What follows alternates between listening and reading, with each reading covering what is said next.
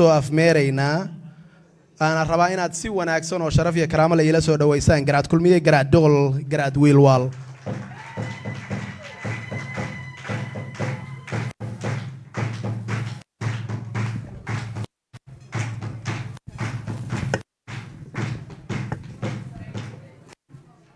بسم الله الرحمن الرحيم الحمد لله رب العالمين الصلاة والسلام على رسول الله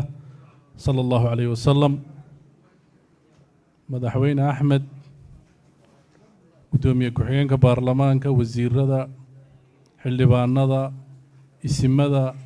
هوينك يدلن يرضى يا صحافة بوحان لي السلام عليكم ورحمة الله وبركاته مركوه الرئيس دراويش نحريستي جنة الله سيو جنة الفردوس الله كورابيو وحن شعلان الله ينيد فاتحة ومرتانين إلهي ونحريستو فاتحة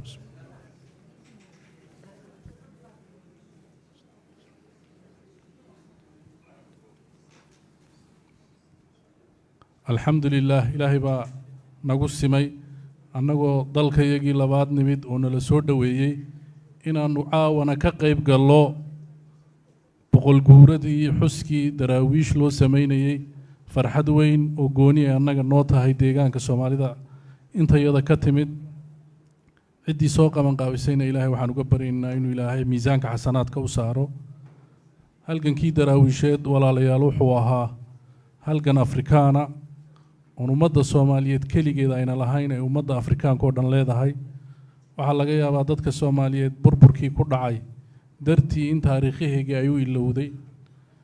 دراويش إسلام نمدان مانتا هاي سنو إن كفانا إنه إلهي بقول كي بقول ومد الصوماليات أي إسلام نقطه وحو إلهي وسور ديبه ودراويش ودمada Afrikaanka badankoodu islaamnimo ay haysteen waxa bedelay diintoodii macaana ka kaxeeyay waxa weey waa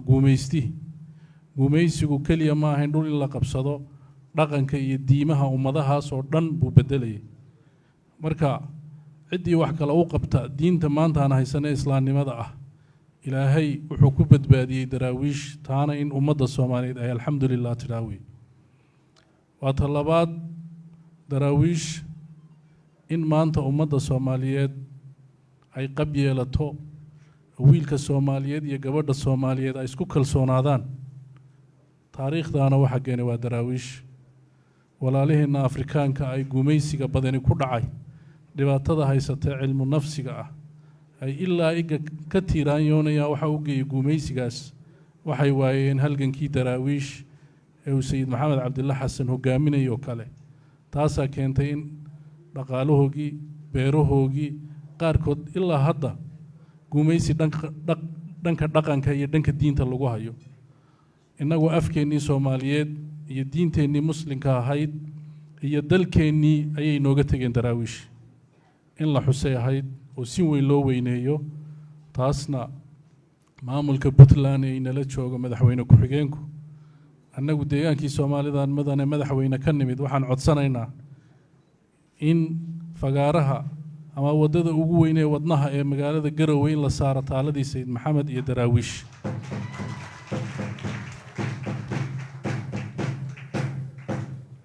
markaan u saaleenahay taariikhda daraawiish ama ustaadkii uu madaxda u ahaa taariikhdoodu waxaan rabnaa annagu deegaan Soomaali ahaan in xarunta Afrika la geeyo adsaba taaladiisii laga dhiso jigjiga waa laga dhisay adsabana in laga dhiso taas halgan weyn bay ugu jirtaa xukuumadda deegaanku aanan ugu mahad celinaynaa idinkana madaxweyne waxaan codsanaynaa in daraawiish xuskeegu taariikhda baaltaaba ay ka galeen innaga maanta maxay nala gudboon waxaan taalada u dhisanaynaa waxa weeye wiilasha iyo jiilka soo kacaya inay qab iyo dal jacayl iyo dalkan u awoowiyadeen iyagoon waxba baran iyagoon hub haysan ay gaalka ka ilaaliyeen in maanta ummad dhalinyaradii Soomaaliyeed ay bilaash dhig ku daadinayaan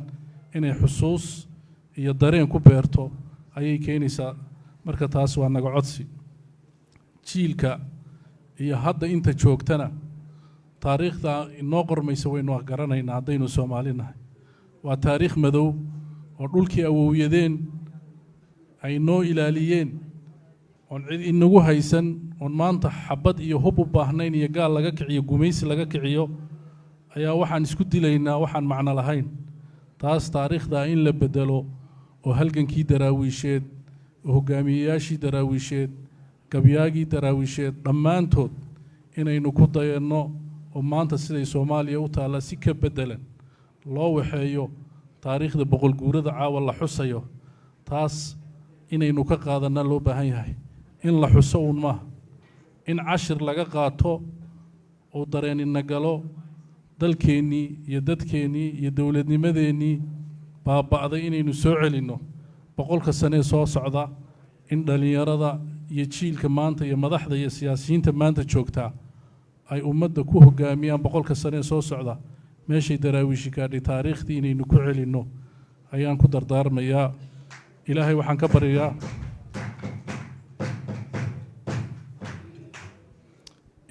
baryayaa inuu ilaahay daraawiish u naxariisto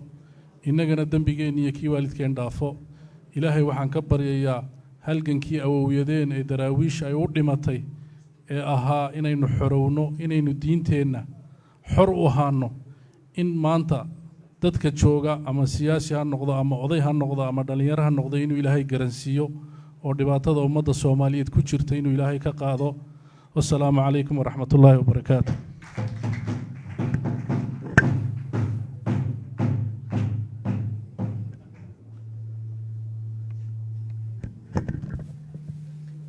aad iyo aad ayuu mahadsan yahay garaad kulmiye garaad doqol garaad wiilwaal waxaan ku leeyahay garaad ku soo dhawow mar labaad iyo mar saddexaad